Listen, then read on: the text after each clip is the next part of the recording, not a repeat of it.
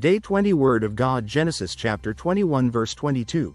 And it came to pass at that time, that Abimelech and Pichuel the chief captain of his host spake unto Abraham, saying, God is with thee in all that thou doest. Genesis chapter 21 recounts several significant events in the life of Abraham, including the birth of Isaac and the treaty with Abimelech. In verse 22, Abimelech, the king of Gerar, along with Pichuel, his army commander, approaches Abraham to make a treaty. This occurs after Abimelech had previously taken Sarah, Abraham's wife, into his household, believing she was Abraham's sister. After God intervened, Abimelech returned Sarah and recognized God's favor on Abraham. And it came to pass at that time, indicates a specific moment in Abraham's journey, highlighting a significant encounter with Abimelech and Pichuel. That Abimelech and Pichuel the chief captain of his host spake unto Abraham, shows the importance of this visit. Abimelech, a king, and Pichuel, his military commander, approaching Abraham signifies recognition of Abraham's influence and status. Saying, God is with thee in all that thou doest, acknowledges the evident presence and blessing of God in Abraham's life.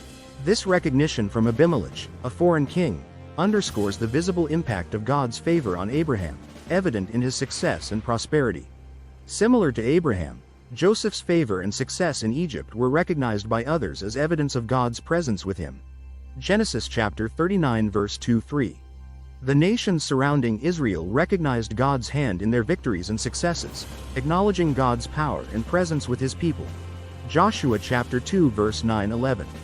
Throughout Jesus' ministry, his works and miracles led many to acknowledge God's presence with him.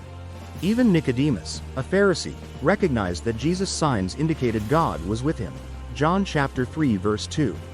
The early church's growth and the apostles' miracles led many, including non-believers, to acknowledge that God was with them. Acts chapter 4 verse 13-14.